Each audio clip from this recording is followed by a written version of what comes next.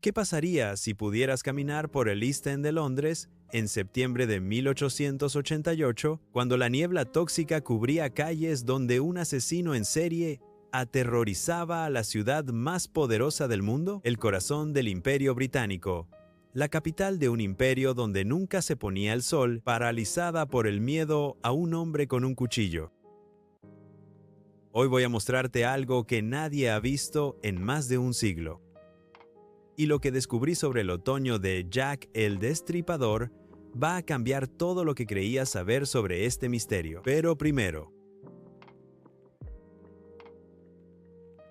¿sabías que Jack el Destripador nunca mató a nadie fuera de un área de 1 kilómetro cuadrado? Y que probablemente vivía ahí mismo, caminando entre sus víctimas cada día. Aquí está el problema. Jack el Destripador se ha convertido en leyenda, en mito, en entretenimiento, películas, series, teorías conspirativas sobre príncipes y masones. Pero esa fascinación morbosa nos hace olvidar algo crucial. Sus víctimas eran mujeres reales viviendo en la pobreza más extrema del Londres victoriano. Usando inteligencia artificial,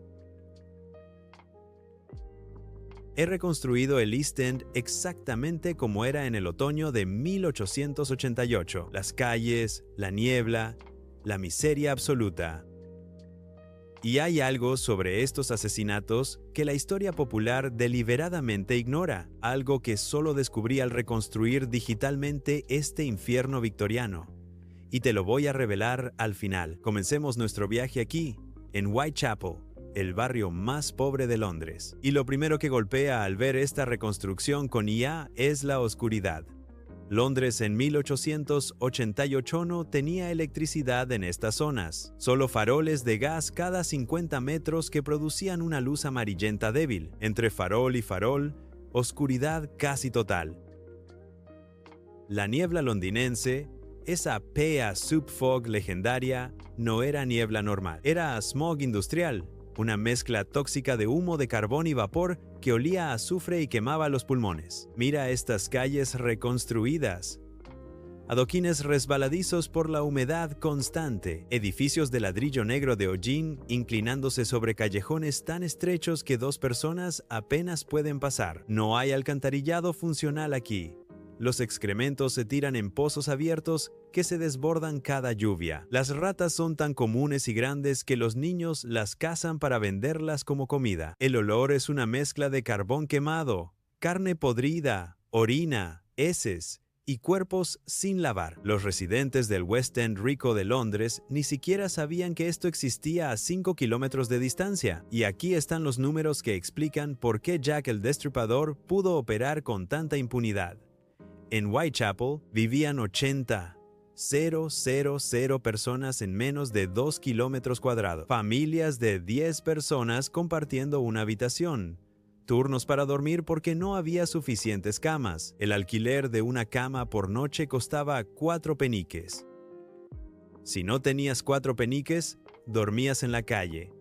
Y ahí es donde entra la prostitución. Las 5 víctimas canónicas de Jack el Destripador no eran prostitutas profesionales, eran mujeres desesperadas, la mayoría alcohólicas, que vendían sus cuerpos por el precio de una cama. Mary Ann Nichols, la primera víctima asesinada el 31 de agosto, tenía 43 años, parecía de 60. Le faltaban dientes. Tenía el hígado destruido por el alcohol barato. Esa noche había sido expulsada de su albergue porque le faltaban 4 peniques.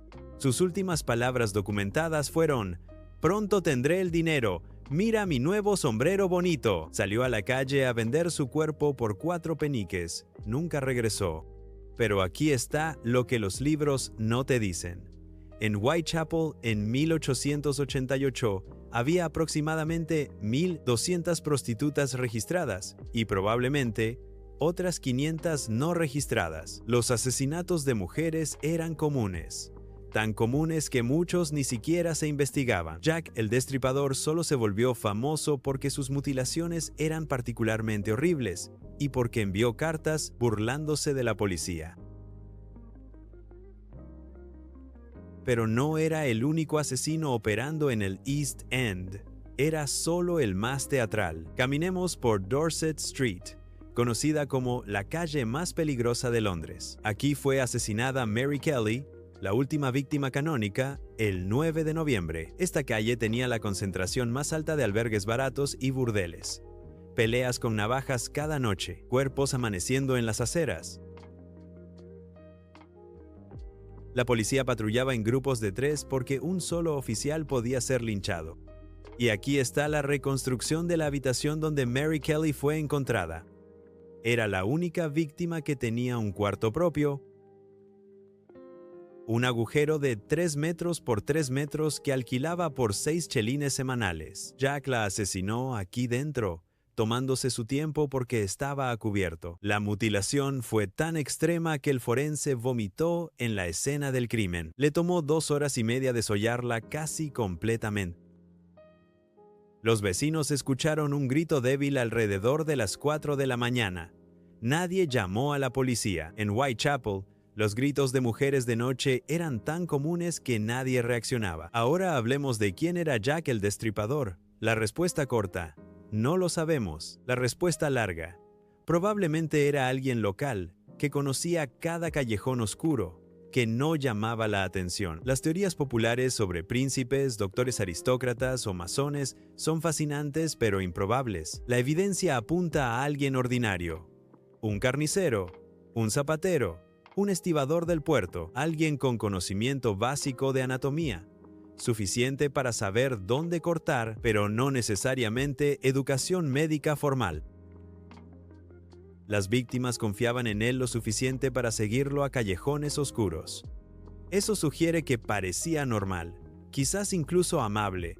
No era un monstruo obviamente loco, era alguien que podías cruzarte en la calle sin pensarlo 2 veces.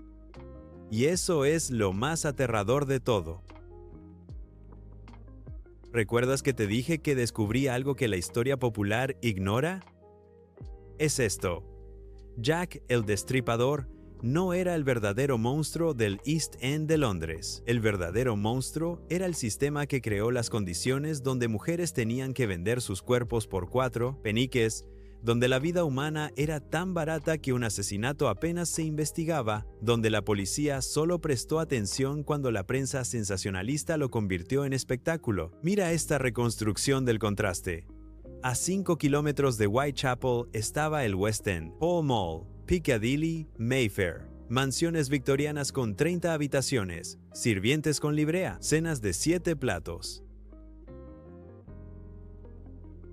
Ópera, teatro, bailes. 2 Londres completamente diferentes, compartiendo la misma ciudad. Los ricos leían sobre Jack el Destripador en el periódico mientras tomaban té, horrorizados y fascinados, pero sin hacer nada sobre las condiciones que lo habían producido. Las cartas de Jack el Destripador, especialmente la famosa carta From Hell, enviada con medio riñón humano, pueden haber sido falsas. Muchos historiadores creen que fueron escritas por periodistas buscando vender más periódicos. El nombre Jack the Ripper probablemente fue inventado por un reportero.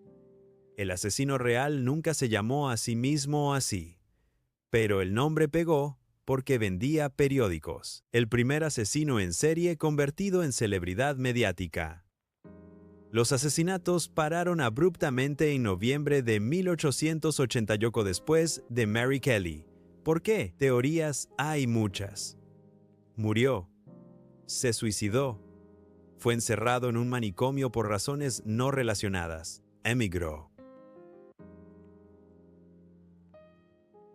O simplemente paró porque había logrado lo que quería: aterrorizar a Londres, volverse famoso, probar que podía burlar a Scotland Yard.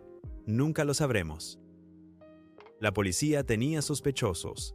Aaron Kosminski, un barbero polaco con esquizofrenia que fue encerrado en un asilo. Montague John Druitt, un abogado que se suicidó en el Támesis en diciembre de 1888. George Chapman, un envenenador serial.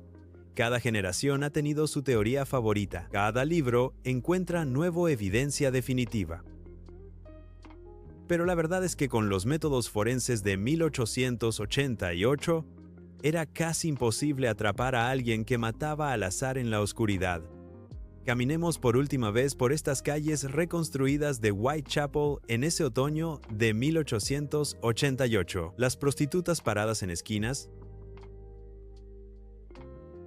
aterrorizadas pero sin opción excepto seguir trabajando porque necesitan 4 peniques para una cama. Los borrachos tambaleándose fuera de los pubs. Los niños descalzos mendigando. La niebla envolviendo todo en un manto amarillento. Y en algún lugar, caminando entre ellos, un hombre con un cuchillo en el bolsillo. Entonces, ¿por qué reconstruir digitalmente el Londres de Jack el Destripador? Porque necesitamos recordar que detrás del mito había mujeres reales. Mary Ann Nichols, Annie Chapman, Elizabeth Stride, Catherine Eddowes. Mary Jane Kelly. No eran solo víctimas de un asesino. Eran víctimas de un sistema que las había abandonado mucho antes de que encontraran a Jack el Destripador en un callejón oscuro. La lección del otoño de 1888 no es sobre resolver un misterio de asesinato, es sobre qué tipo de sociedad produce esos misterios. Una sociedad donde el Imperio Británico controlaba un cuarto del mundo pero no podía alimentar a su propia gente, donde se construían palacios mientras a 5 kilómetros la gente moría de hambre, donde la vida de una mujer pobre valía menos que 4 peniques. Jack el Destripador nos fascina porque es un misterio sin resolver. Pero la verdadera pregunta no es quién era, es por qué la sociedad victoriana permitió que existieran las condiciones donde sus crímenes eran casi inevitables. Si quieres que reconstruya otro momento oscuro de la historia, déjamelo en los comentarios. El pasado está lleno de horrores que preferimos olvidar. Nos vemos en el próximo viaje temporal.